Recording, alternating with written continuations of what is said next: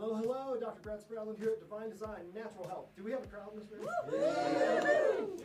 All right, and tonight we're talking about which doctors do what.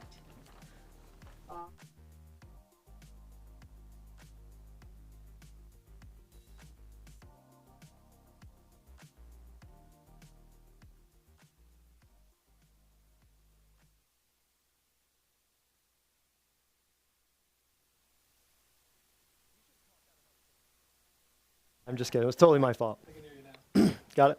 Ready? Go. Dr. Brett Spradlin here, Divine Design, Natural Health, and do we have a crowd in this room? Yes. Oh my goodness. Thank you very much. And the microphone is on now and everything can be heard. June 7th, today, which doctors do what? Now, a lot of people have questions about, what is it you do over there? I don't really know much about it. Sounds kind of weird. Never heard of it. Yes, it is weird because it's completely antithetical to everything you've heard. So I only do weird stuff. So it's very important that you understand what it is that we do. We'll get into that. And part of the name of this class is a play on words. Which doctors do what? Yes, which doctors? Haha. But which W-H-I-C-H doctors do what is a common problem in society. People do not understand that when they go to this doctor's job is to do this. When they go to that doctor's job is to do that. So we're going to get into explanations. First of all, here are some disclaimers. And that is a picture of me in college. Just kidding. Here's some disclaimers. First and foremost, I am not bashing anyone at all. I am here to make you think, okay? I am not imposing my direction on you. I am simply going to show you what I do and what everyone on the staff here does, and pretty much what everyone in this practice does. You come up with a framework of how you're going to live your life and how you're going to handle your own health. I'm not imposing my direction on you. We're just going to show you how to set up your own policies and direction for you and your family. I'm showing you how your personal philosophy determines your direction and outcome in health, just like in anything else. You can apply this to business, you can apply it to your family, you can apply it, anybody single out there can apply it to relationships. It's going to be super easy, I'll show you. I may say or suggest things you disagree with, but that is not my primary intention. I am not trying to hurt your feelings, I'm not trying to dance on your snowflakes, I am simply trying to give you some information. What you do with it is up to you. Doctor meets teacher, you have choices in your healthcare. That is the main thing I want you to get out of this. You have choices. You are not a slave to any system or advertisement that is out there. You have a choice in what you do. Next. Oh, yeah. And here are a few things I'll cover that's not up here. So hold that right there, Jonathan. I want you to understand this because this is not here for a reason. Medicine often uses proteins that are harvested from certain places in order to build their petrochemical medications. If you want to understand where the medications come from, write that down. We can cover it later when the camera's off. I will tell you where all the medications come from. Then all of these petrochemical poisons are then consumed by humans because medicine teaches everyone that disease comes from two places, genes or germs. You're seeing it play out as of March of 2020, you're seeing the germ side of things. Before that, in the 80s with breast cancer, you saw the gene side of things. So if it's not just genes and germs, you have some questions to ask yourselves, like where does disease come from? We can answer that.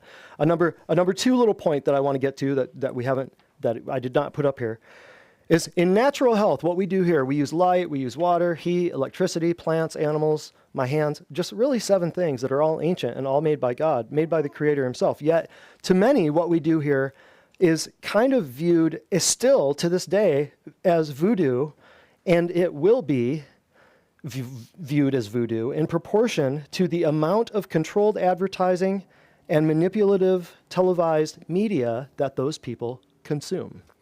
Because the media has one idea about healthcare, and then there's the truth. We'll get to that. I want you to understand this too, the third point I want you to get. All of the things that you currently know about healthcare, chemotherapy, bypass surgery, allergy medications, all these are years or decades old, and they are called conventional and traditional, even though they are years or decades old. What we do here, light, water, heat, electricity, plants, animals, thousands of years or timeless, And we are still called to this day complementary and alternative. So I want you to understand the labeling, manipulation of labeling that happens. Places like this versus conventional and traditional treatments that have only been around years or decades. Keep that in mind. Now, here we go. This presentation is geared toward you understanding these major things. First of all, you got to know what you believe. Do you believe that you are a random bag of chemical substance sprayed across the galaxy when lightning hit a mud puddle 4.6 billion years ago? Or do you believe that you are created in a divine fingerprint much more recently? Number two, why do you believe that? If you do believe that you are a cosmic fart, then why do you believe it? Is it because your molecular biology professor at Lee told you? Why? Why do you believe it? Number three, and you just got to really think about it. Sorry. And then, regardless of what you believe and why you believe it, what are you going to do about it? It means nothing if you don't do anything. Next, what are your actual options regarding your healthcare? People don't know that they have options. Many people do not have any idea that they have options. We're going to discuss that. Number five, we are going to actually show you types of evidence in healthcare. How many of you know what evidence is? Like in a court of law, if you had recorded footage, you had eyewitness testimony, you had fingerprint evidence, you had a smoking gun, that would be evidence, right? Is there evidence that certain medical things work and or don't work? Is there evidence that certain natural health things work and don't work? And what would satisfy you as evidence? Some people, it's just their opinion. Some people, it's how they feel, what they think, what they believe that day is evidence, as is the chromosomal abnormalities that we're seeing in society today, where anyone can feel and be and identify as anything, right?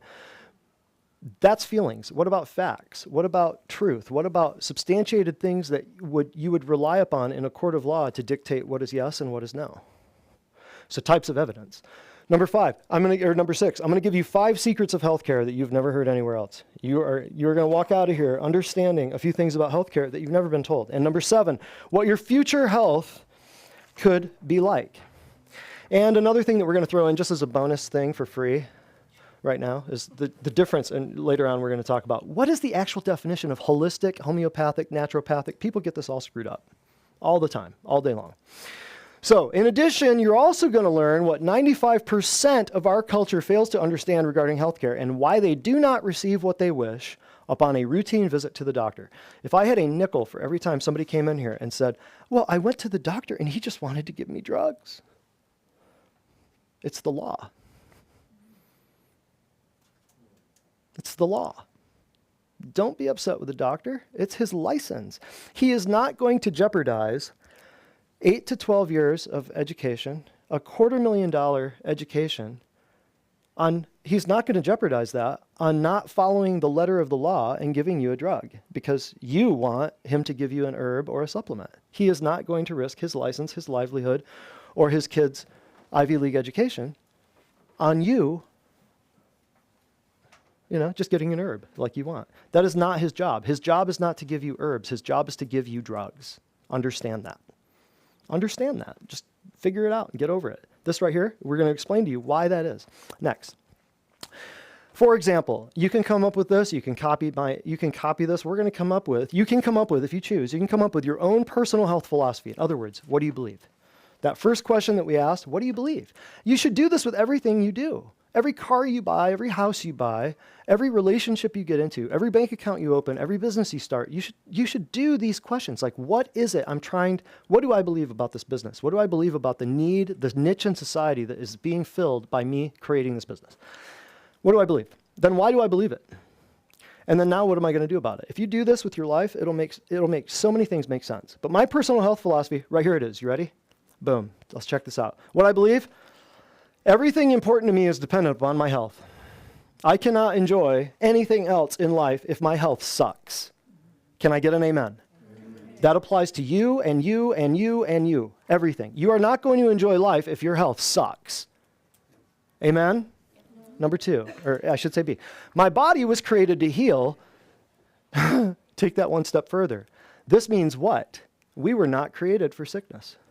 I don't care whether it's germs or genes, what your doctors told you, or the curse that they pronounced over you in their atheistic halls of modern medicine called hospitals. you are not a disease. Your body was created to heal. How do I know? If I cut you, you heal. You bleed, and you heal. It's simple. It's so simple. Next. The order of care that I will obtain for my body will go in this order, and it should be less invasive to more invasive over a very long period of time. In other words, it should go conservative care, then if and only if that does not work, then a drug will be considered. And then if and only if that does not work, then a surgery might be considered. Does that make sense? It goes in that order. That is my personal health philosophy, part of it. Letter D. There is no drug in history that has ever actually cured a disease. Can anyone in this room name a drug that cured a disease? This practice is full of nurses, therapists, pharmacists, dental assistants, other doctors, lots more nurses, PAs, nurse practitioners. None of them has ever been able. In the history of me doing what I am doing, I've asked a ton of people, a ton of mentors, a ton of friends, a ton of other medical doctors, a ton of people, hey, is there a drug? Just give me a drug. Not being confrontational at all, just saying, hey, is there a drug that ever cured a disease? Some people will say, nope, never. Other people will say, they'll think for a minute and they'll go, no, not that I know of. Can you think of one? Anybody else in this room? If you think of one, let me know. So there's no drug in history that has ever actually cured a disease. Now, you could say what I believe and also what I can prove, what I know, because I don't just go off beliefs and thoughts and feelings and emotions. I go off what I can prove. So there's no drug in history that's ever cured a disease, and letter E, there is no drug ever created without side effects. They're actually, I don't really call them side effects, I call them main effects. It's not just, because that's the effects of the drug. That's what the drug was designed to do, is create those effects. So side effects, yeah, it's kind of redundant. My past does not equal my future. Any of you who had previous this or previous that, you're not a survivor of a disease, okay? Don't think that. It's commonplace to think that and to put yourself up on this pedal like, oh, I'm such and such a survivor. But your past does not equal who you're going to be in the future. Get out of that mindset of like you've been cursed and your mom had this, so you're going to have that. No, it doesn't have to be that way. And then energy is either too much, too little, or stagnant. It is like a statistics, anything. It's either going up, going down, or staying the same. There's only 3 options. There's a yes, a no, or a maybe to any answer, to any question in life. That's it. So simple. Next. What I eat determines, this is huge. What I eat determines how I feel and how I function. This is my personal health philosophy. You can feel free to copy it. If you don't agree with it, that's fine. Doesn't make it less true if you don't agree with it or if you don't understand it yet. Next. It is my duty to others to be healthy.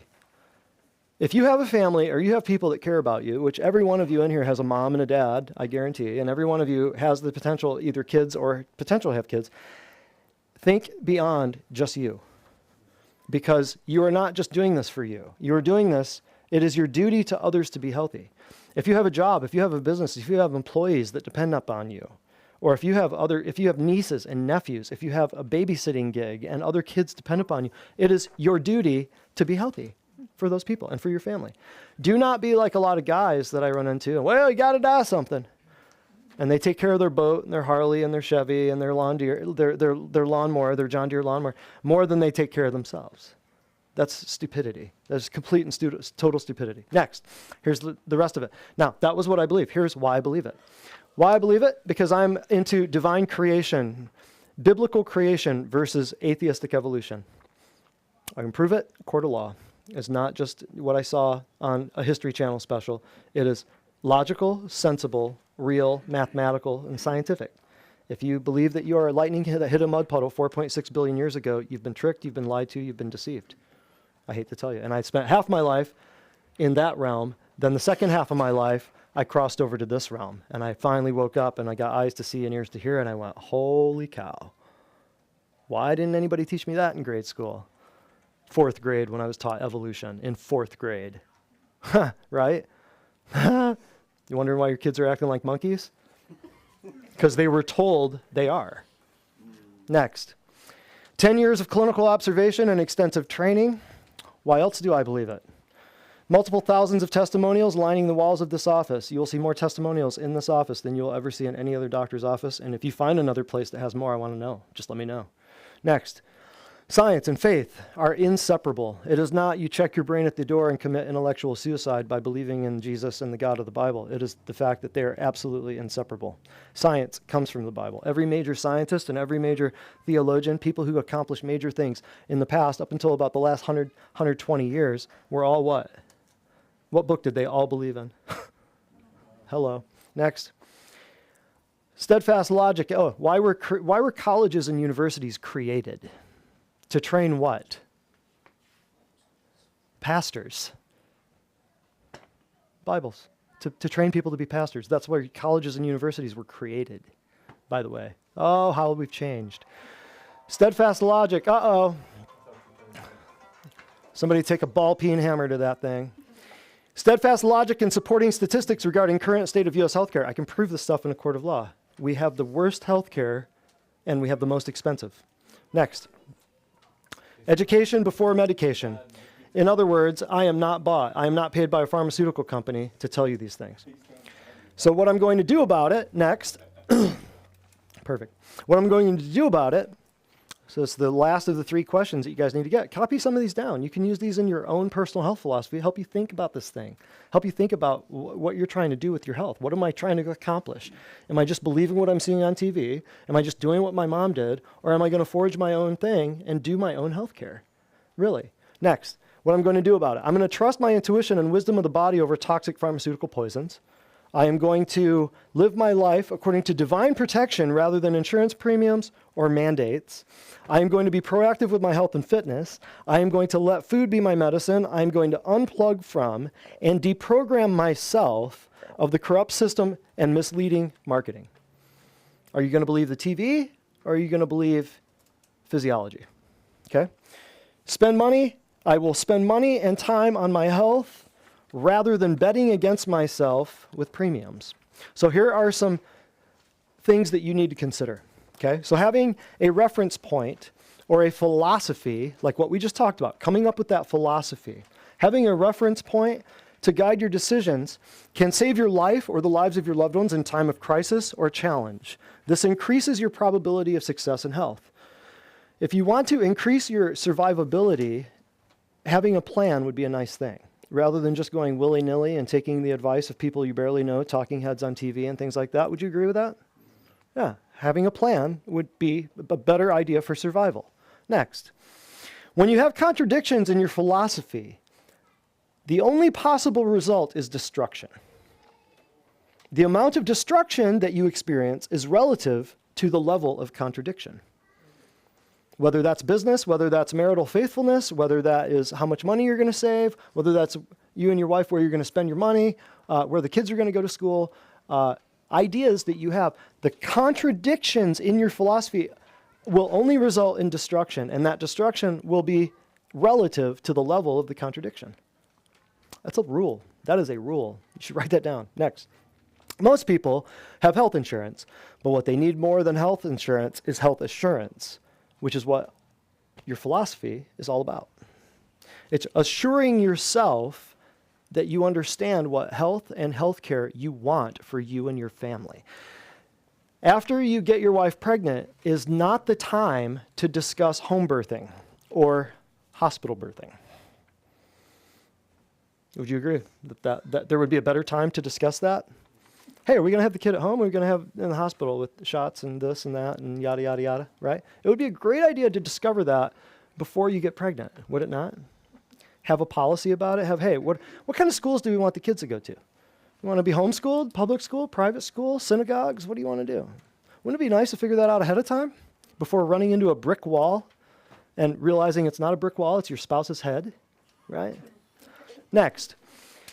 Most people don't have a clearly defined health philosophy based upon rational or conscious decisions to guide them. Here's a question for you. What is more important than health? Can anyone in this room tell me what is more important than your health? No? Salvation, yeah. You can't have salvation. Salvation, right. Because your health is only a temporary thing. Salvation's an eternal thing, right? Right. But right now on this earth, what is more important than your health? Nobody can list anything. Okay. Interesting, because last year was a test of your health. 2020 was an exact test of what you believe, why you believe, and what you're going to do about it. Next. Wealth cannot happen without health. Here's a kicker for you. Neither can your vacation. If you feel miserable, you're not going to want to go to Alaska for that cruise. You feel miserable, you're not going to want to go to Disney World. You feel miserable, you're not going to want to hop on a plane and go 30,000 feet in the air because you can't hold your butt together because you might have explosive diarrhea in a tin can 30,000 feet in the air. I've had people. I'm not kidding. This is yeah, it is funny, but it's not. Because people are afraid to get on a plane because they have explosive diarrhea. They have constipation. They have something. So like, what if I get on a plane? So people don't go on vacations. I mean, I hear this all the time. So wealth cannot happen without health. In light of recent news, it's more important than ever to define this for yourselves due to mandatory or compulsory injections. I can't say the word because everybody's listening. Epidemics, outbreaks, hepatitis in local restaurants. You've heard this. That was a couple of years ago. We got, all these hepatitis outbreaks in local restaurants. So you must understand the political and financial interests of the media that you consume. If you're still watching commercials, man, I feel sorry for you. Medical doctors, osteopaths, chiropractors, naturopaths, homeopaths, acupuncturists. By the end of today's class, you'll understand what all those people do, how they're different, what they vary, and the difference in their philosophy of health. Because you as a patient have philosophy of health. You should. These doctors have a philosophy of health. I have a philosophy of health as a chiropractor. Should you not have a philosophy of health as a patient? What kind of chiropractor are you going to look for? There's a million different kinds. See where this is going? So you're going to understand what all these guys are doing by the end of this class. Psychotherapists, veterinarians, dentists, etc. They all operate from a different set of assumptions or philosophies regarding health. And from this, they make decisions and recommendations. So these assumptions determine the exams they give you and even the questions they ask you. You're also subject to TV ads, commercials, magazines, blogs, websites, and other sources, which are getting fewer and fewer these days, by the way. So which do you align with? Why is it important? Do you want to figure it out now? Or would you rather just wait and figure it out till later when you're under an emergency or duress or stress or fear or anger or whatever the media is throwing at you? An individual needs to take responsibility for his or her health. When they do not, it can cost them dearly. So you're seeing the importance of this. Next. Determining your philosophy can be transformative for you. So let's go there, regardless of the discomfort it may now cause. I love causing discomfort. It's great. If it hurts somebody, I just push harder. No big deal. That's a laugh. You're supposed to laugh at that.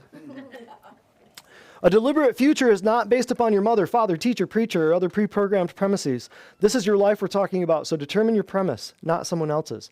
Different doctors or advice givers will have contradictory approaches, so which do you choose? How many of you have gone and gotten a second opinion that didn't mesh with the first? Then you went and got a third opinion that didn't mesh with the first or the second. And you spent how many thousands of dollars to get referrals to the specialists, spent time driving there, standing in line, only to come away going, well, crap, now I'm more confused than I was before. Welcome to every person that walks in these doors, right? All right. So, and think about it this way. Determining your health philosophy, then you just take all that stuff I just gave you, what you believe, why you believe it, and you just cross it over to, okay, running a business, or my next job, or my marriage. What do I want my marriage to be? You know, I just had my year anniversary yesterday, and it was great because we sat back, watched the video, and it was like we had clearly defined policies. This is how our kids are going to be. This is what the schools, this is what the business is going to be. This is where we're going to go on vacation. This is what we're going to pursue. This is going to be our recreational stuff. This is going to be our philosophy of our whole marriage. It's so much easier. I recommend everyone do something like this. So much easier. One of the biggest contradictions today is calling medicine healthcare. It is not, it is sick care or disease management. The basic premise of traditional medicine, here we go, is sick care intervention, not healthcare promotion. One of the biggest contradictions is calling medicine healthcare. What your aunts and uncles and cousins who are on 14 and 15 and 27 medications are on, it's not healthcare. It's sick care or what we would say disease management. The nursing homes are not healthcare. Get that out of your mind. Home health and nurse stuff, hospice stuff is not, that's disease management. You'll determine one of the top things on the note sheet is the three things of healthcare, the three types of healthcare. You'll see. We'll get there. It's emergency care, disease management, and then there's natural care or wellness care. Here's the biggest thing I want you to get out of all these premises, out of all these things to consider. Here it is. And I'm so glad we're recording this for posterity, because when you take sick care and you promote it to an entire culture as healthcare, you end up with a sick society. what you have been consuming in your life and in your minds for decades as healthcare is sick care. It's been presented to you as healthcare, but it's really sick care. You take the sick care and you promote it to the entire culture as healthcare, and do you wonder why your kids are sick? I have whole classes on this topic, why your kids are sicker than you. You have the first generation of American children that are predicted to not outlive their parents. That's how sick the kids are. I do not treat kids on their own for that reason. I treat a parent and then a kid. And half the time I don't even need to touch the kid because we got the parent better and the parent understands why the kid's sick now. We'll save you a lot of money, my friend. We spend close to $3 trillion per year in the U.S. on what is called healthcare, yet we have the sickest nation in all of recorded history. I want you to let that sink in. Let that sink in. And everyone, now's the time for our first commercial break. I'd like to welcome Andrea. Thank you. And before he can throw me under the bus like he did a few weeks ago when I hurt my ankle, I'm going to go ahead and tell you guys that I fell up the stairs on Thursday, tripping over my own pants, and I hurt my wrist. But now it's better because I had the pulse rental machine and the laser over the weekend with lots of extra supplements. So now he can't, point me out at a later WellWorks event. Oh, yeah. Like put a picture up there or something. I'll still do it. These guys will forget. I'll mention it. Okay. So this is a relatively new patient testimonial. It's actually a testimonial from somebody, one of our patients, about her mother who had also used the PEMF rental unit. So for anybody who doesn't know whether, if you're an active patient, if you don't know, we do have a mobile pulse unit that is available for a week at a time, 2 weeks at a time, and I think a month at a time, if I remember correctly. Anyway, so this is testimony about somebody else who benefited from that. She said, my mother had moderate arthritis pain in her right knee. I had rented the portable PEMF machine for the week for my husband. When they came over for dinner and told me about her knee, I put her on the PEMF. After about 20 minutes on the PEMF, she gave testimony that she could barely feel anything from PEMF in the left leg, but her right leg was being targeted and she was pain-free. So, yay. It's beneficial for so many things. So if you're an active patient and you're not utilizing it, the pulse technology at home, you're missing out. Big time. We use that to fix broken bones and sprained ankles and everything else. If you've got family members who aren't convinced yet, rent that for a week and they'll be convinced. Yeah, they'll be convinced. All right, let's check out some. I'm not kidding. This is a real photo. Like what we were talking about just now, what you've been indoctrinated with, what you've been told. This is promoted as healthy. I'm not poking fun at her. What I'm saying is, and it says here, 11 women on why wellness doesn't have to be one size fits all. Does this look healthy? This is, if you knew the amount of blood vessels that had to be created in order to feed the fat that's on her and how detrimental that is to your body and how many resources are being sucked out of your body to feed and take blood to all of the fat there. It's phenomenal. Hundreds of thousands of miles of blood vessels having to be there to feed that. Just one extra pound of fat, and you have to build, I think it's 30,000 miles of blood vessels to feed 1 pound of fat. It's ridiculous what your body has to do. Here's the other key. Here's the other thing. Where did this come from? Think back in your family photos in the 50s and the 60s and the 70s. You never saw this. This is brand new. This look is brand new. People were not this way in the 20s, the 1930s, the 1940s. Why? Anyone? The food. The food that has changed. So I can teach a whole class on that. There are many. Food store, Grossiology 101, there are many. Next, there's no diet that will do what eating healthy does. Skip the diet, eat healthy. You come here, we will eliminate anything where you have to count grams, calories, carbs, and where you have to get points for microwaving your crappy food that was shipped to you, if you understand my meaning. Watching the government tell me how to protect my health while they allow cancerous chemicals in our food. Don't be deceived. I'm here to wake you up. And it's going to piss you off first, but it's going to wake you up. I promise. Next. Sorry, doc, if you think it's a good idea to jab poison in my arm made by a corporation that only profits if I get sick, you shouldn't be making decisions on my health. It's true. If you give this to your plants, why do you give this poison to your children? Think about it. All right. Wow, that was a barn burner, wasn't it? You guys are All right, getting back to the root to the presentation.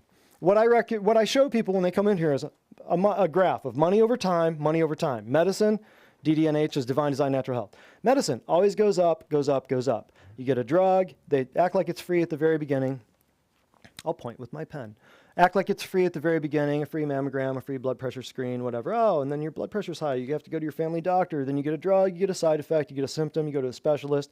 It goes up and up and up. You get a camera up your butt, you get a camera down your throat. You still have no idea what's going on.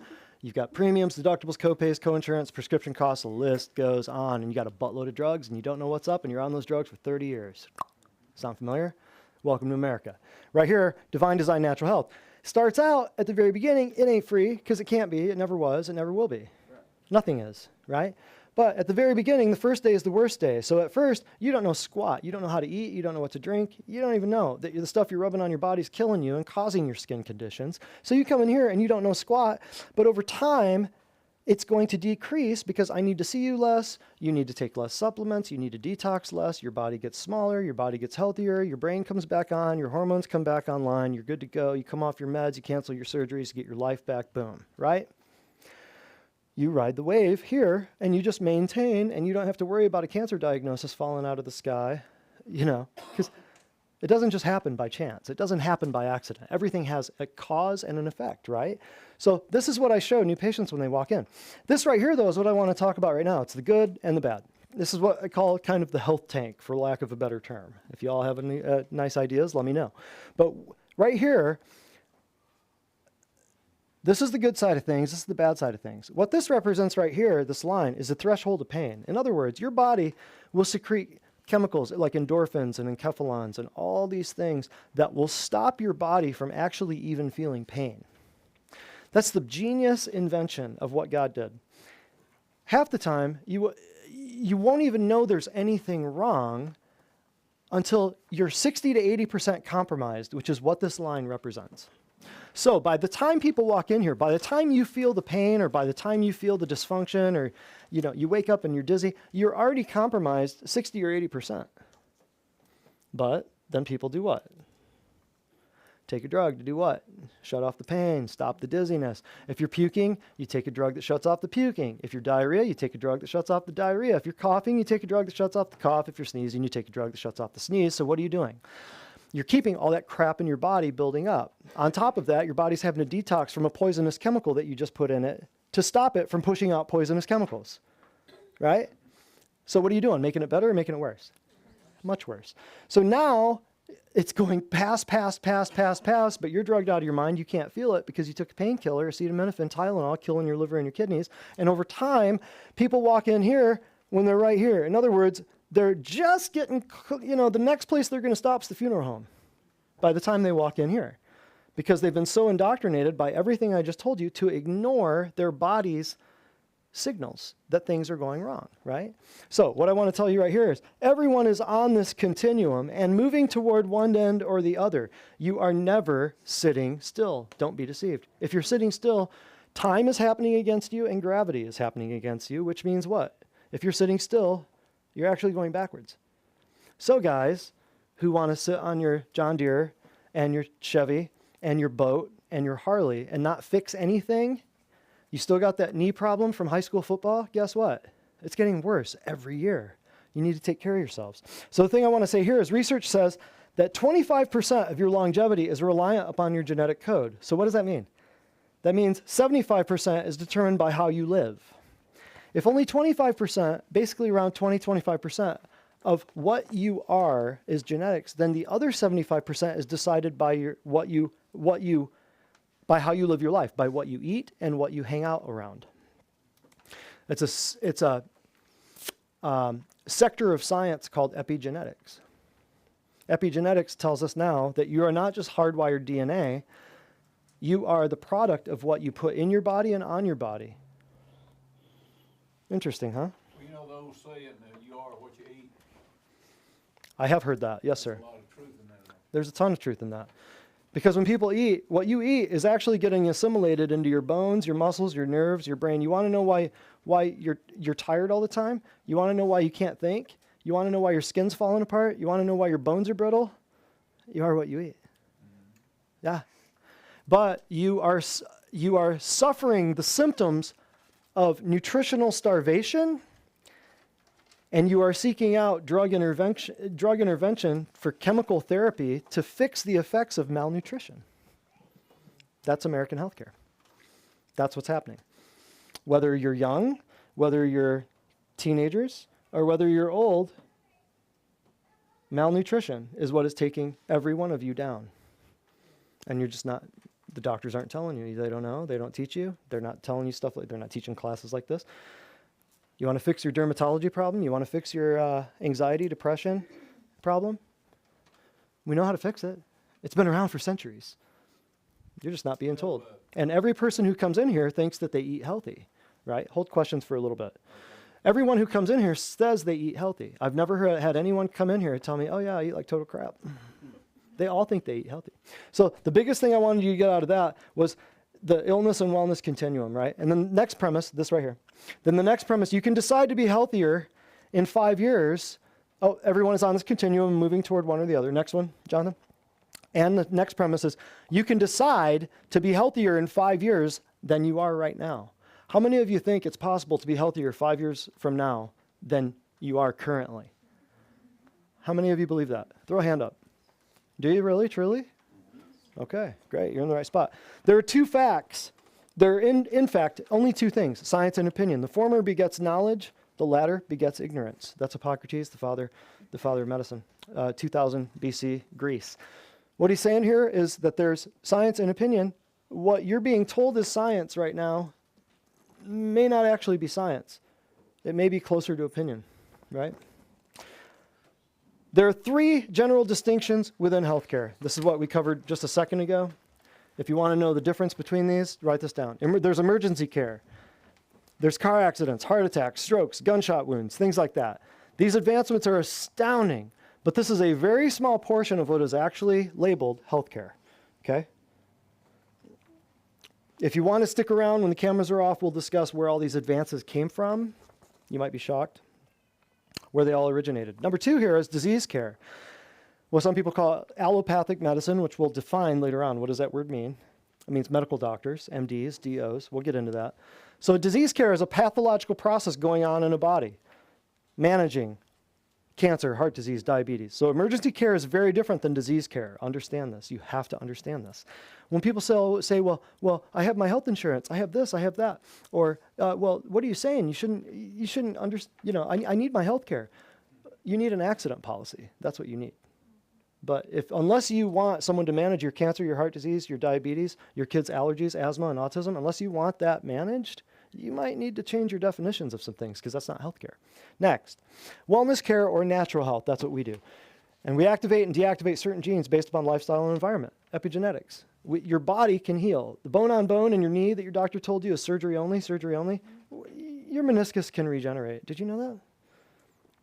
It always has, hasn't it? Why did it stop regenerating? The valve in your heart that the doctor's telling you, oh yeah, surgery, murmur, surgery, murmur. Didn't you always have a valve in your heart that was regenerating since the day you were born? Well, why is it not regenerating now? Something's stopping it from healing. So we activate and deactivate certain genes based upon lifestyle and environment. It's your epigenetics. It's what you put on your body, in your body, and what is around you. It's your lifestyle and your environment. All right. Mechanism versus vitalism. I'm just going to read right through this so you can understand what this is. The philosophy behind healthcare, the philosophy behind medicine and chiropractic. Mechanism would describe Western medicine. Understanding the parts can help us fix the machine. So as the discipline grows, right, as knowledge grows of kidneys, you get nephrologists. As knowledge grows of cardiology and hearts, you get people who specialize in cardiology, heart doctors. So as the discipline grows, it focuses on more specialties. For instance, an eye problem is a problem with the eye part. A stomach problem is a problem with the stomach part. Rearranging parts surgically or treating individual parts chemically is the goal of mechanism. That is what your healthcare is based on. What your sick care, I should say. What you think is healthcare is really sick care, and that's what it's based on. It's based on a philosophy of mechanism where you only examine the parts. The eye doesn't affect the kidney doesn't affect the heart. You have a specialist for each kidney, or you have a specialist for each organ, right? But it's interesting because in American healthcare, you have the kidney doctor not talking to the heart doctor, not talking to the dermatologist. We might have problems. Next. Vitalism, on the other hand, looks holistically. Holistically is a big word for just looking at the whole body. The whole cannot be fully understood only by understanding the parts. You cannot affect one part without affecting others. If you take a drug to kill the pain, is it affecting just the pain? Or is it affecting your liver, your kidneys, your heart, your brain? It's affecting everything. You cannot just take a drug that only affects one part or one organ. It's impossible. You've been lied to. You've been tricked. Next. Look not at what disease a person has, but rather at the person who has the disease. That's another Hippocrates quote. Interesting, right?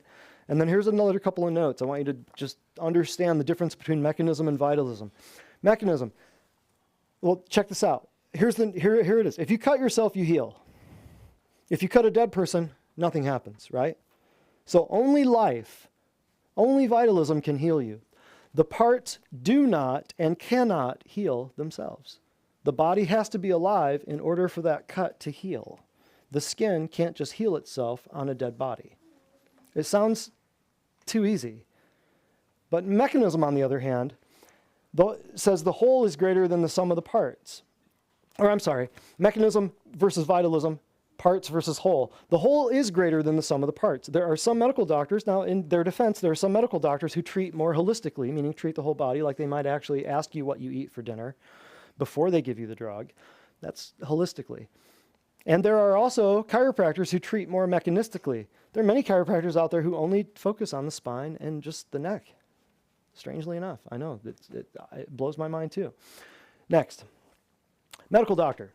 We're going to go through this, and you're going to understand what a medical doctor does, what the abbreviations mean, DO, what they are. Does anyone in here, in this room, know the difference between the two types of medical doctors licensed to practice in the United States?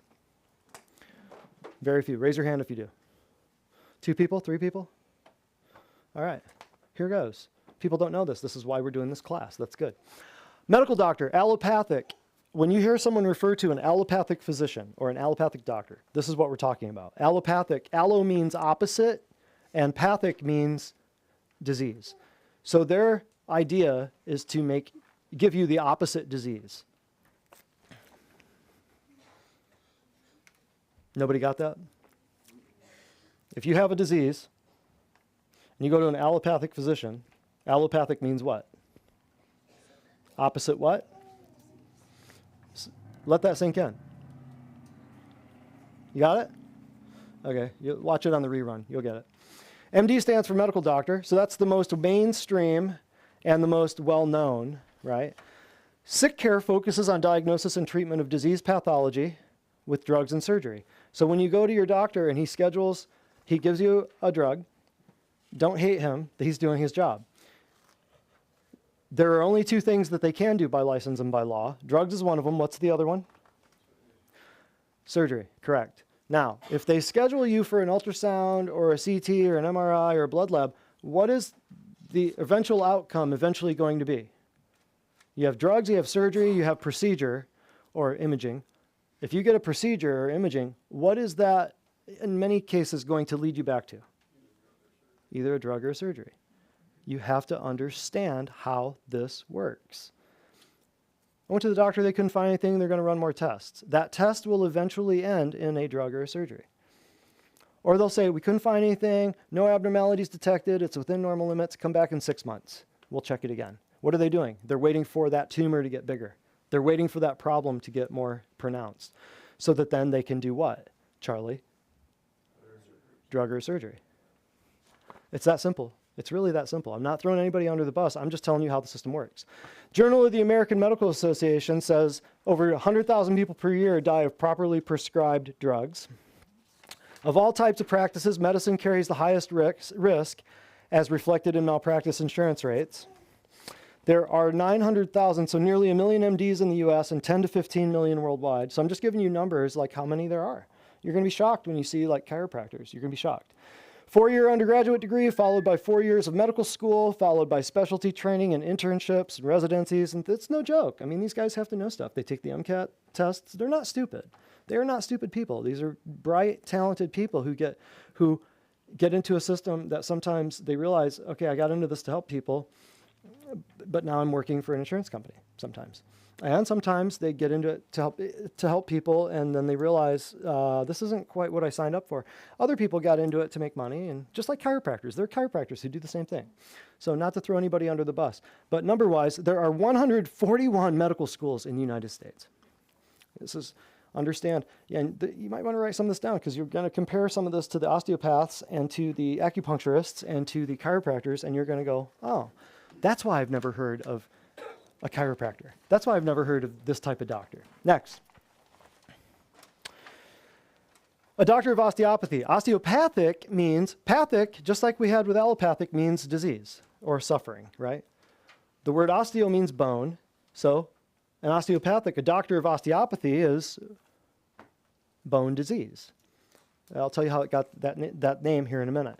Founded in the late 1800s by Andrew Taylor Still, who became disillusioned, so this is right after the Civil War. Strangely enough, also right after Origin of Species was published by Charles Darwin. Andrew Taylor Still, who became disillusioned with the medicine of his time. He believed that blood was supreme and felt that spinal misalignments interfered with the body's expression of health. What does that sound like?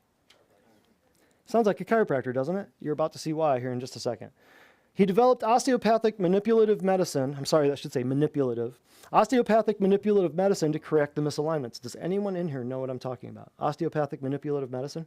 OMM.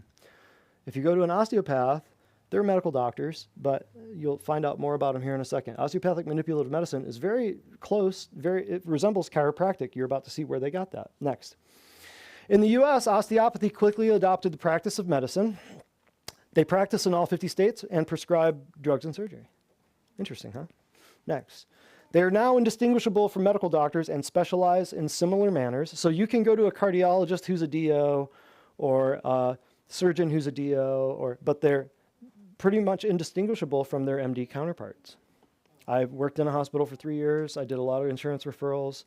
I know quite a bit about this topic, and most people don't even know that DOs exist separately from MDs. If they do, they just want a DO because they're a little bit more holistic, but really that's as far as it goes. Next.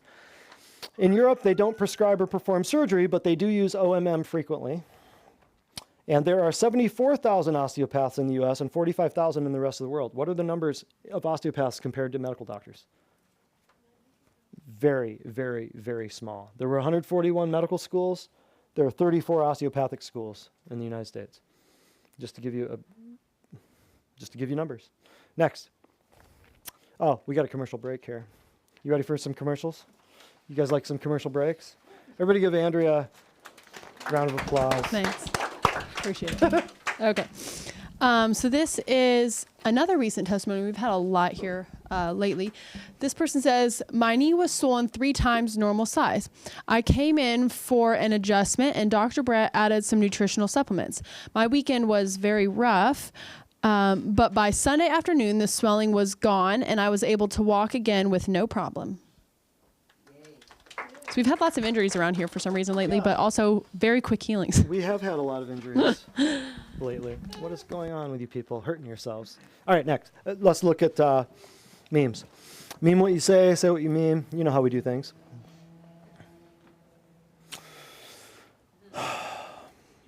Let that sink in. Let that sink in. Just let that sink in. If you don't know what these are, we'll talk about those when the camera's shut down. That right there, if you don't know what that is, ask questions. Write this down. We'll talk about it later. If you don't know what this is, you need to know. What you're being told is the cause of all the sickness going on in the world is not the cause of all the sickness in the world. What if I told you nutrition prevents sickness better than pharma? What if I told you? Would you fight it? Would you accept it? Would you believe it? Would you argue it? Isn't it easier? It's a lot easier, but still people hang on and fight it, right? Doctor, don't worry about the x-ray. It's completely harmless.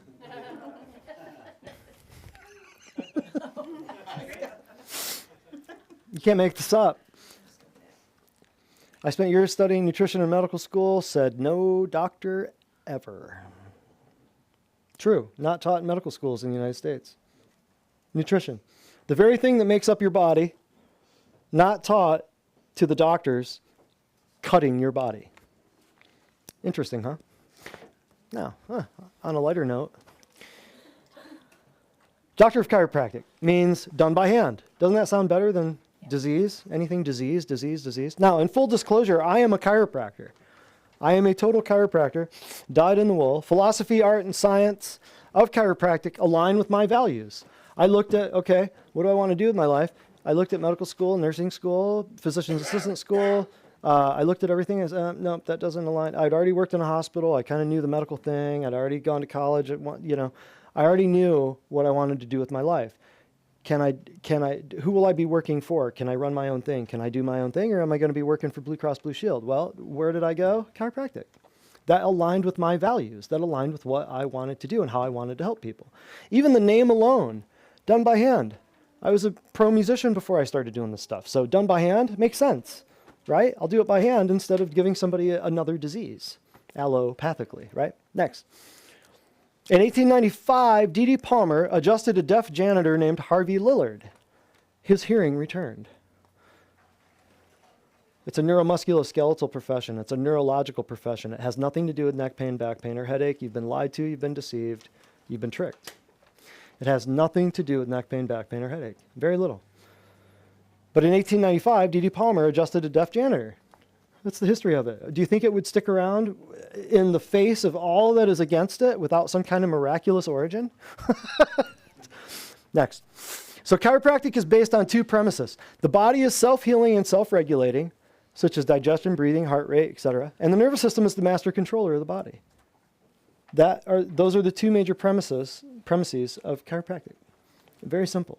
Your body's self-healing and regulating, and the master control system is nervous system. So therefore, the nervous system interference or lack of stimulation affects the function systemically of the whole body. So the main tool of a chiropractor, of a doctor of chiropractic, is the chiropractic adjustment to correct joint subluxation. You need to think of it this way as well. Anything that interferes with nervous system function affects the body's ability to heal and to regulate. Anything that affects the nervous system function affects the body's ability to heal and to regulate. What are some things that can affect nervous system function? Spit them out. Drugs. What else? Environmental toxins, chemicals, preservatives, pesticides, herbicides, fluoride in your water, crappy chemicals in your lotions, chemicals in your candles that you're breathing. Anything that can disrupt your nervous system function affects the body's ability to heal and to regulate, right? We could add to that list. We could go on. Two broad types of chiropractors. Very simple. Limited scope chiros address neck and back pain only, and full spectrum dudes like myself, we address lifestyle, nutrition, fitness, psychological, etc. You are never going to push a bone back in place in 2021 and get a miraculous thing like what had happened for decades before the late 1980s, early 1990s, when all hell got unleashed on the entire world. Chiropractic, all of healthcare changed. All of healthcare changed. If you want to, we can talk about what exactly it was in the 80s and 90s, but back when miracles were happening, what big pandemic happened at the beginning of the 1900s that chiropractic survived through? Anyone? Spanish flu. It's still around after the Spanish flu. Imagine that. What were chiropractors doing, and how did it survive in the face of a global scamdemic like back then? Why is it still around? If it was ineffective, it would be dead long ago. But the Chinese and the Egyptians and the Babylonians and the Persians, people did this stuff for 6,000 years. If you want to know more about that, there's another class I teach just on chiropractic called The Greatest Healing Profession the World Has Ever Known. It's on Facebook and YouTube. We won't get into that. But D.D. Palmer's warning to Andrew Taylor Still regarding the future of osteopathy. Here it is. I pulled this out of some books. D.D. Palmer, the founder of chiropractic, said to A.T. Still, the founder of osteopathy, he said, if you combine osteopathy with other therapeutic methods, the world will believe that osteopathy is insufficient. He asked, what are the practitioners? They're not satisfied with osteopathy, so they combine it with drugs and surgery. In the future, without your influence, they will become physicians and surgeons. Eventually, your fundamentals will be lost in the practice of medicine. In other words, they were contemporaries. And Andrew Taylor Still and D.D. Palmer were contemporaries. Andrew Taylor Still wanted to do the osteopathic manipulative stuff that he got out of D.D. Palmer's chiropractic, but he also wanted to play with the drugs and the surgery. D.D. said, no, don't do it. If you do, they will absorb you and you will be indistinguishable from them within a generation. MDs and DOs are indistinguishable from each other pretty much now, with the difference of a little bit of education.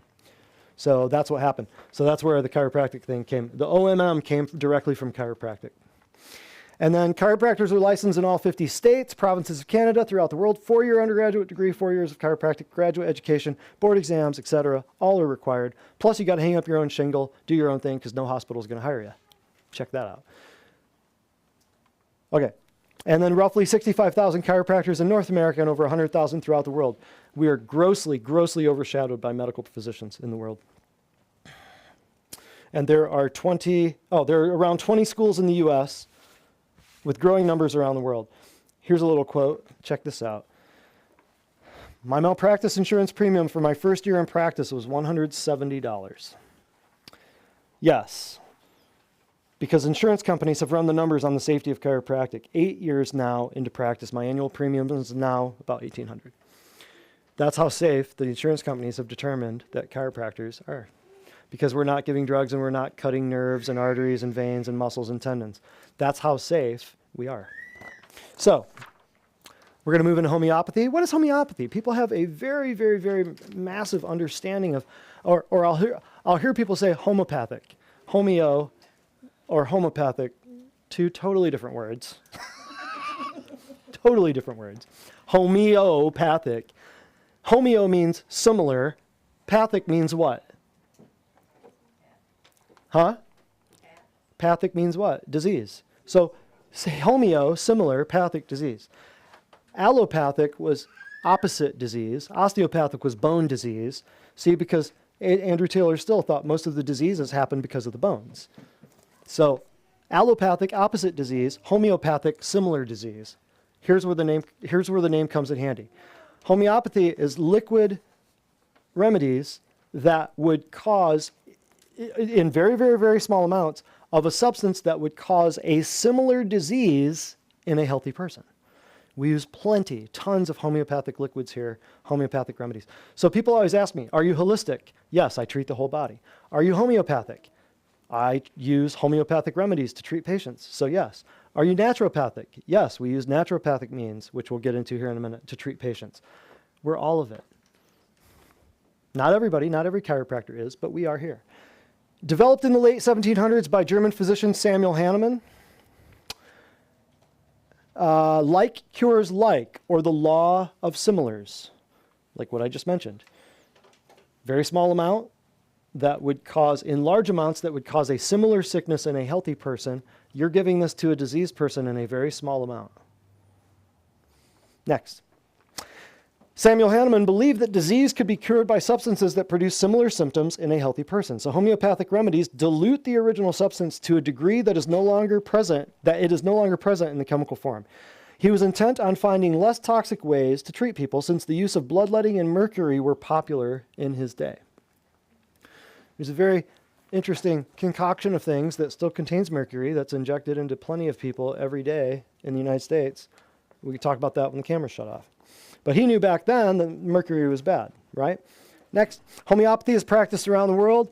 Educational and licensure requirements vary greatly all over the place. Next, homeopathy is information medicine, or I like to call it energy medicine. Everything we do in this practice is energy medicine. You're going to see it eventually. And what we do here is everything is energy. Or a gentle reminder to assist the body in healing. Homeopathic remedies are sending out a vibration or resonance to remind the body of a function based upon water. That's what all the homeopathic remedies have. The one thing they all have in common is water. Water is a very, very useful substance. A naturopathic doctor, on the other hand, they identify and remove obstacles to healing and recovery to stimulate the body's inherent self-healing process by incorporating nutrition, herbal medicine, hydrotherapy, lots of other stuff. Do we do all this? Yes. We do all of it. There are 2,000 naturopaths in the U.S. and Canada. 17 states have licensing laws for naturopath. Much smaller profession. Much, much smaller, much less licensure, things like that.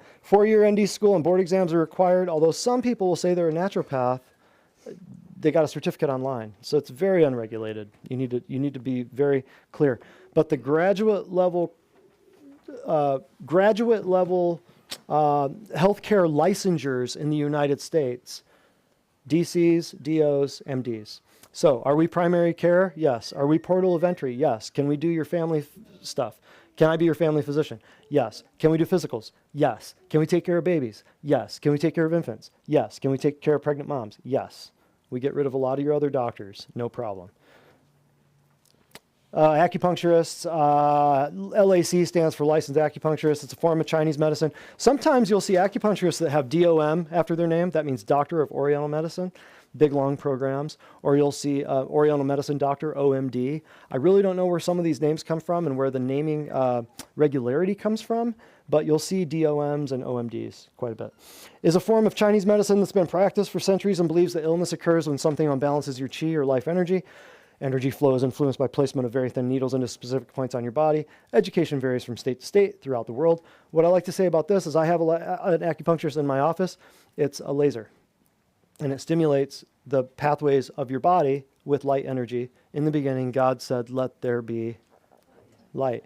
So there are advantages to naturopathic doctors, homeopathic doctors, acupuncturists, things like that. But what if you could go one place that had it all? Welcome. All right. Andrea, you ready for a commercial break? Fabulous. Everybody welcome Andrea. We're almost done. Yes. Okay. So this person says, I had not had a chiropractic adjustment in many years, plus had seen several different doctors over the years. I was stiff and felt sluggish and not in optimal health. When asked, how are you now? She said, the first adjustment was incredible. I've never had adjustment like this. Immediately, I felt a surge of energy and instant health to my body. Chiropractic is a must. It is the start of amazement.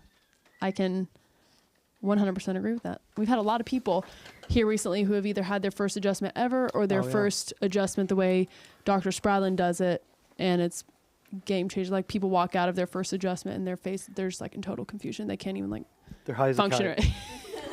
High as a kite. Yeah, it's accurate. That's Woo! accurate. Yeah, because we do whole body. We do top, head, bottom of your feet. We do toes. We do shoulders, elbows, wrists, hands, hips, knees, ankles, toes. We do your organs. We do everything. It's not just neck and back, folks.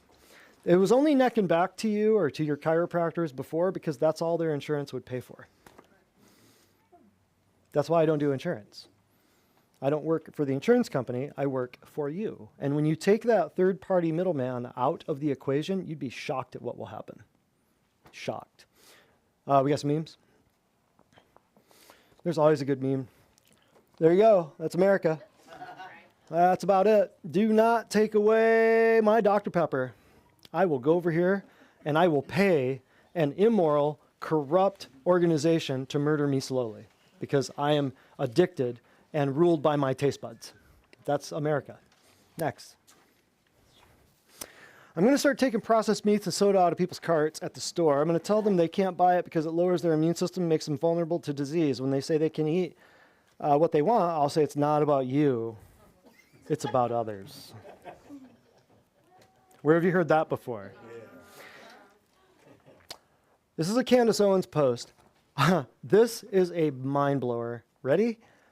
I'm so old, I remember when experimenting with drugs because all the cool kids were doing it was a bad idea. Celebrity peer pressure campaigns are equally as stupid. Whew, man, I saw that and thought, oh yeah, the peer pressure got to be like all the cool kids, you know, back in grade school, Dare to Keep Kids Off Drugs, Partnership for Drug-Free America. It was all about don't give in to peer pressure. And now you got all the celebrities pushing it down your throat. Beware of false knowledge. It's more dangerous than ignorance. False knowledge. This is funny. Check this out. You got the meatless meat over here with the hippie getting pissed at the butcher because he's selling vegetable-less vegetables. We did a whole class a little while ago on, this is funny, and if you see the notes here, here's steaks that look like broccoli, here's spinach, here's cabbage, here's eggplant, and they're meatless balls, burgers, and sausages. because we did a little thing a little while ago on vegan and vegetarianism. We did a mystery panel speaker discussion, or a mystery speaker panel discussion with two very important people, maybe about a month ago. And it was on Facebook and YouTube. And we interviewed two people that one had been born into veganism and vegetarianism, and one had adopted it at a Christian college because she thought it would be a great idea. And then I won't tell you who the two people are. Some of you know. But then we interviewed them and said, why did you get into vegetarianism and veganism? What did you do? Why? And then what woke you up? Why'd you get out of it? How did you get out of it? It is shocking. And then at the end, we show pictures of all the, what you're being told is, what's the term? Plant-based, thank you, yes. Plant-based food. Do not fall for this. People in your family are already falling for the plant-based food nonsense. Do not eat the plant-based food nonsense. And we explained in that class why. It was the mystery speaker panel discussion. I forget the date on that one. Next. So we're in review. We're almost done. Remember, the big three things we discussed earlier: what you believe, why you believe it, what you're going to do about it. If any of you wrote anything down, I'd love to see it. I would, because what you believe, why you believe it. Didn't the Bible say, like, you should know what you believe? Didn't Paul say this at the Acropolis? Didn't Paul say, you should know what you believe. You should also know why you believe it. And you should be able to give a defense as to why it is, why you believe this. Are you just believing it because you were born into it? Are you just believing it because it's what your mom and dad taught you? Or are you believing it because it's solid, substantiated, authoritative truth that can be based on proof that is available to anyone? And what you're going to do about it. We offered options about what you can choose to believe. Now, you may want to consider why you actually believe these things. In other words, what proof or evidence is there to support your beliefs? And I'm going to blaze through this. We don't have time to cover all this stuff, but here's modes of evidence that exist in the world of health. Modes of evidence. To some people, proof is not proof. To some people, proof is only a white paper, peer-reviewed journal article out of a medical research paper that was sponsored by a pharmaceutical company. To some people, they won't believe it unless it's a peer-reviewed, PhD-level research article that appears in a medical research. Or to some people, they won't believe it unless Sanjay Gupta says it. To other people, they won't believe it unless it shows up to them and, changes their car battery for them. You get what I'm saying? Next. Deduction or deductive logic, I won't spend a whole lot of time on this. You take broad conclusions and you deduce something precise. So, for example, using your knowledge of anatomy and applying it. So for example, in medicine, this is how we would use deductive logic. Blood carries oxygen, so not enough blood to the heart would cause death. In chiropractic, this is what we would say. Nervous system interference affects function systemically, so anything that interferes with your nervous system function affects the body's ability to heal and regulate. That should look very familiar. You just saw that a minute ago. So there's deductive logic in both realms. Next. So induction, or what people refer to as inductive research, this is where you take specific conclusions and apply them to broader premises. You've seen this, you've heard this 1 million times. Proof, right here. Blood pressure drug is applied to a larger population in a randomized clinical trial, or RCTs. You'll hear these referred to as RCTs. This is most of the research you hear about in the media. This is what happens before drugs go to market. This is considered the gold standard for evidence in the medical world. The gold standard for evidence in the medical world is right here. You take a drug and put it into the clinical trials, and then when you put it into, well, you got animals, right? But then you can't test it on humans ethically, so what do? You release it into the public. You test it on animals, and then, if not enough animals die, then you can release it to, put it in people. However, many medical interventions have no randomized clinical trials. Let me explain. Here's a list. Off-label prescribing of drugs. In other words, your kid's on Adderall, but we know that Adderall stops you from being hungry because it turns on your fight or flight, always rah mechanism, so you're not hungry, right? So guess what? We can give Adderall to your overweight daughter as an appetite suppressant. That's what an off-label prescribing of drug is, where they give it to you for something that it was never intended for because they saw a side effect and saw a way to make more money on it in another market. That's an off-label prescription, off-label prescribing of drugs. All of your hardcore ADD, ADHD, all those medications that your kids are on can also be given to people for weight loss drugs because it suppresses your immune system, or suppresses your digestive system and you don't want to eat. That's off-label. And what they'll do to make it really tricky is they'll change the color of the pill, change the shape of the pill. Now you have a totally different pill. That's how that works. Next, drugs given to children that were only tested on adults. There were no clinical trials on these. This is why, this is hundreds of thousands of examples. Next, only a 6-month drug trial, but the person has been on the drug for 12 years. Some of these proton pump inhibitor drugs and some of these arthritis drugs and stuff, you're not supposed to be on for very long. The painkiller drugs, you're not supposed to be on those for very long at all. But I've seen people on antibiotics for 3 years. Oh my God, it's sick. Next. And no randomized clinical trials, basically any surgery. To operate on a person and do a random clinical trial would be unethical, so there's no such thing as a random clinical trial for the surgery, in most cases, right? There can be. Many times people use, there's no randomized clinical trial to support that, but the reality is that any healthcare discipline, chiropractic included, may be lacking trials to support what they do. So this cannot be like a major reason for you to believe or not believe in something if you're looking for a peer-reviewed journal article research to substantiate your claims, because there aren't a lot of them. There aren't a lot that could be. Next. What is another mode of evidence that exists in the world of health? Outcome assessment. Wow, this is a game changer. What does this mean? Before and after. Measure a starting point when you begin treating the patient, then apply the treatment and remeasure their symptoms after the treatment phase to assess their outcomes. In other words, you come in, you've got a bunch of symptoms, you're on a bunch of medications, you can't see straight, you're pooping like a goose, you can't control anything, your diet sucks, and then at the end of 12 weeks, we reevaluate all your symptoms, and we see that you have a 95% improvement in all your symptoms in 90 days. That's an outcome assessment. That's what we do here. Other assessments can also include imaging, blood work, yada, yada, in the medical world, but often don't compare it from the beginning to the end, right? So this is what we do with progress reports after the first 3 months of care. You know, that outcome assessment, go back, Jonathan. Here's a pile of, there's a pile of progress reports we have where people, for 90 days, 50 to 90% improvement in 90% of patients in the first 90 days. That's what we got. That's an outcome assessment because we can compare the before and the after. And then last one, and then we're almost done. Case study, another mode of evidence. What will you accept as evidence? Case studies. A lot of people do case studies. This is what happened to a patient during treatment by a particular practitioner. So somebody comes in, 48-year-old white male with Parkinson's comes in, can't pick up this, can't pick up that, can't walk, and you treat him throughout the course of care, and then you publish a case study at the very end saying, here's the results we got.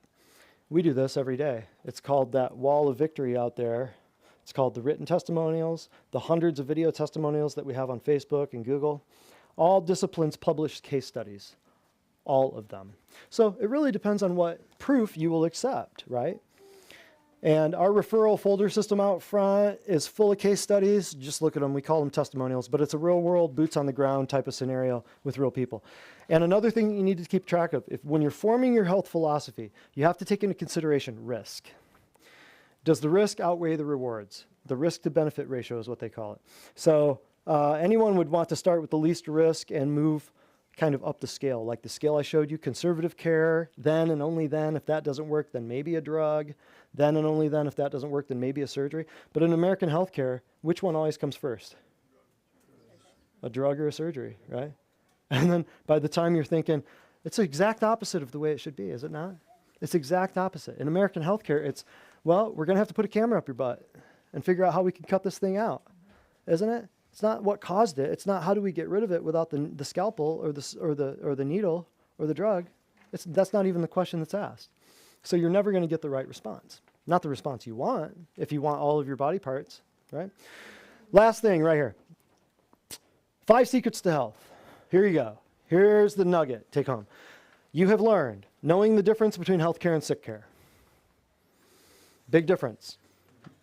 There's someone taking care of your health, and then there's someone taking care of your sickness. Most of the time, it's the person taking care of your sickness that you think is taking care of your health. Do not be deceived. Do not be deceived. Number 2, the truth about pain. You have learned your body is telling you a message. Pain is your friend. Do not kill it. Because nowadays, we've got every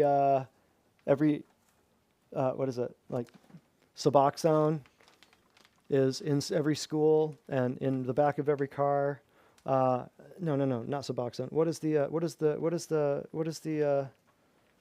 zombie drug? It brings them back. Narcan, thank you. Who said that? Yes, Narcan. Narcan. Now, so many people are hooked on painkillers. You have to have Narcan in the schools, on the buses, in the ambulances. Everybody's nodding their heads. Crazy, isn't it? Isn't that nuts? Like people are carrying around Narcans like it's EpiPens in the 60s and the 80s. Not a lot of people in here know what I'm talking about. You guys do. You get it? Whew, crazy, isn't it? What would you say, though, on this number 2 point? If I could give you a pill that would remove all of your pain forever, would you do it? Think about it. No adverse effects. We give you a pill, takes away your pain. Would you do it? Who said that? Why? Well, you said no. Why? Because pain can be a warning, and if you don't know bad, you're not going to know good. Pain can be a warning, and if you don't know bad, you won't know good. So she's right. If you can't feel pain, you are not going to live very long. That's what, by the way, biblically, what was that called? Leprosy. Think about that. Let that sink in. People didn't die from the leprosy. They died from not realizing they broke their ankle, and they walked on bone, and it got infected. So right now, what you have with the opioid health crisis is a modern-day leprosy. Interesting, huh? The role of the nervous system, next thing you learned, a living body is self-healing and self-regulating, and the nervous system is the master controller directing the healing process and all functions of the body.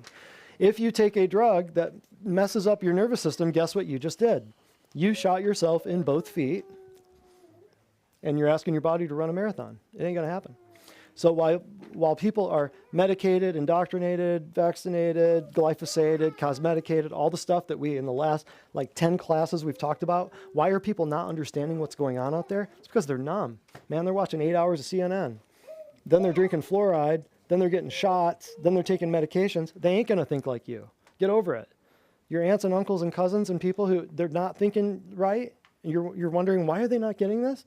They can't.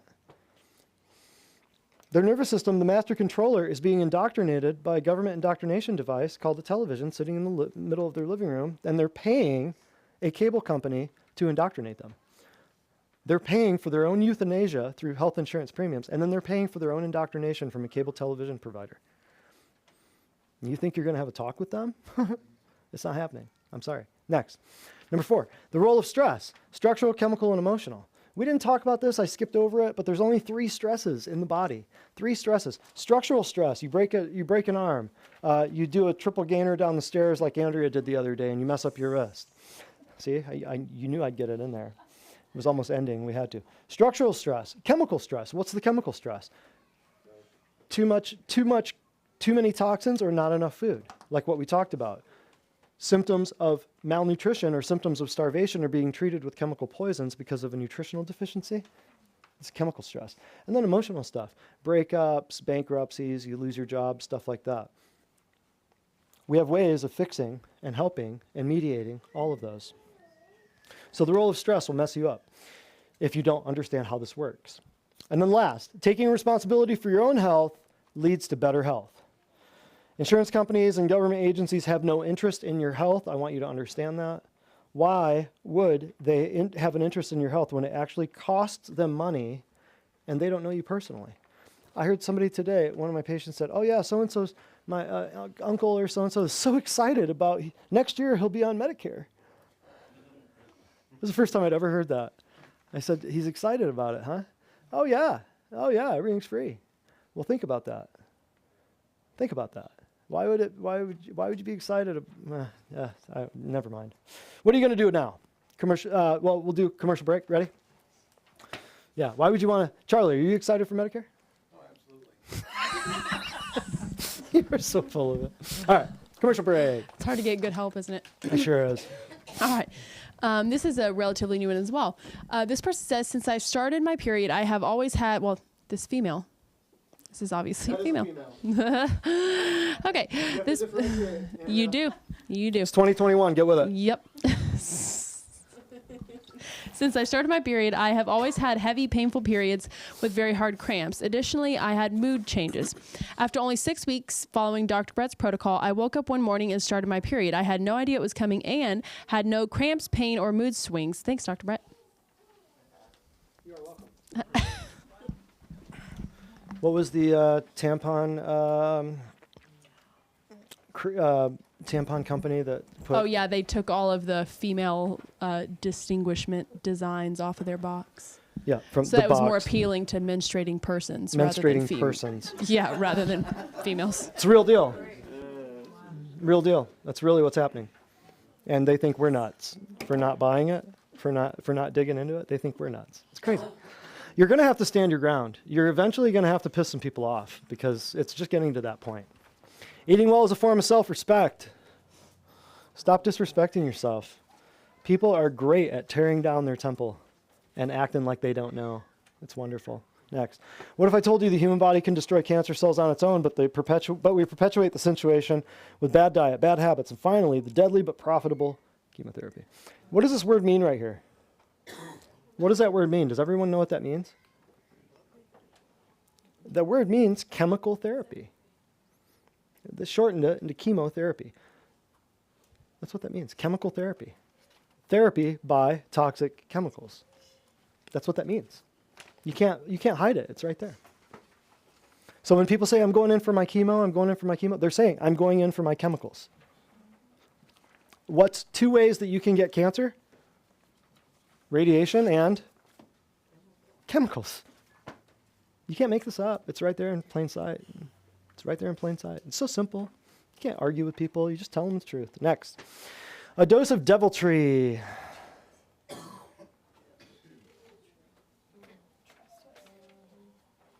You know they can't be sued, right? 100% blanket immunity, no liability for damage to your body. People don't know this. I mean, it's every day in my world I deal with this, but people don't know that in 1986, there was a law passed that you are not going to sue a manufacturer. They build it into the prices of the drugs, the lawsuits. They build it into the price of the drugs, the research and development, the prices. Next. Thanks to the pandemic, we were just talking about this. Girls shaped like this are more likely to lecture you on health and mask wearing. You don't get to lecture me on health and longevity when you're wearing a diaper on your face. You don't get to. Next. Doctor says, most of your medical issues could be solved with a healthy diet and exercise. Americans say, give me something for the pain and let me die. Pain, right there. So we were just talking about this. So what are you going to do now? This is it. How important is your health on a 0 to 10? If it's not a 9 or a 10, I need to check your pulse, especially looking at what's happening out there right now. How healthy are you right now from 0 to 10? Chances are everyone in this room who's not a patient here sucks at being healthy. Chances are. I'm just telling you, straight up. I can tell by looking at your skin, looking at the whites of your eyes, looking at your hair, looking at your nails. I can judge in a few minutes how many drugs you're on just by smelling you. I mean, it becomes a gift after a while. I've done this. I've done this very successfully for a long time. And how healthy would you like to be from 0 to 10? In other words, if you're a 7 right here, right now, could you get up to a 10? Sure. Absolutely. There's nothing stopping you. Only the opinions and traditions of other people and the crap that you see on TV that tells you, oh, you have to measure calories and grams and carbs and, sit in the gym for 4 hours, on a treadmill, working off the calories. See, that's all fake. Next. Here's an example. Here's what I do. Here's my policies. Here's my future. So when I look 3 to 5 years into my future, wow, that's super small. Oh, it's because it's 2 columns. When I look 3 to 5 years into my future, I'm fit, I'm strong, I'm flexible. Have you thought 5 years out? Think about this. Write this down. You guys can make goals and set them, and you will be shocked. Just at putting pen to paper, what will happen? It's fantastic. I will look 20 years younger than my chronological age. I will run circles around other fathers at Little League. It won't be very hard. Why? Are people healthier now or sick? It ain't going to be hard, Charlie. Me and you, we're going to be running circles around these cats. They won't be able to pick up their pants. They'll be wearing a diaper on their face, and their pants will be around their ankles, and you and I will be running circles like Seabiscuit around them. Amen. I have extraordinary energy levels. See, this is me talking 3 to 5 years in the future to my future self. You can do this. My mind is calm, focused, and creative. I can freely engage in the activities I love the most. I will weigh the same and have no gray or receding hair. Put it down. Put it down. You can try it. You can do it. I will be engaged with leading health authorities that share my values, other people that do what I do. I will be educating and transforming lives. Saving lives ahead of time is the tagline of this place. I will expand my understanding of food, health, nutrition, essential oils, etc., by taking a more active role in raising and producing my own plants and animals. I will engage in stress-free relationships and endeavors that stimulate creativity and happiness. And I will avoid decisions based on fear or anger. You will never make a good decision based upon these two things. You can't. You can't think emotionally and logically at the same time. It is a physical impossibility for you to do. It can't happen. But the second to last one there was very important. That is the biggest one that screws up more people. I will engage in stress-free relationships and endeavors that stimulate creativity and happiness. Man, sometimes you got toxic people in your life and you just got to get them out. Sometimes. All right. End of story. That right there, I hope we spelled out for you. You can determine what you believe, why you believe it, and what you're going to do about it. You do not have to just watch TV and accept the status quo, because how many of you know the status quo sucks? American healthcare sucks. Compared to other civilized countries, it sucks. American health of people in America, we're the laughing stock of the world. You know this, right? We have the most drugs, shots, imaging, the most medical centers, the most hospitals. We have all of the fancy procedures. And how is our healthcare? Is it good or is it bad? It's horrible. Everyone in this room knows that. We have the highest amount of money spent on healthcare in all developed nations and the crappiest healthcare. Crappiest life expectancy, everything else. So the proof is right there. Y'all know it. You see the specials on TV, you see the news, you see the updates, you see the crap that's going on. I don't even need to, it's just right there in front of you. Nobody's ever spelled it out for you this way, though. We're going to shut it down, and we'll come back and we'll answer some questions. Do we have any Facebook questions Yes, or anything one. that need to be answered? This person says, a Christian friend says, we live in a fallen world, so sickness is part of life. What would your thoughts be on that? A Christian friend says we live in a fallen world and it's part of life? Yeah, so sickness is therefore part of life. So what would your response be to Yeah, but someone you who decide said your that? sickness.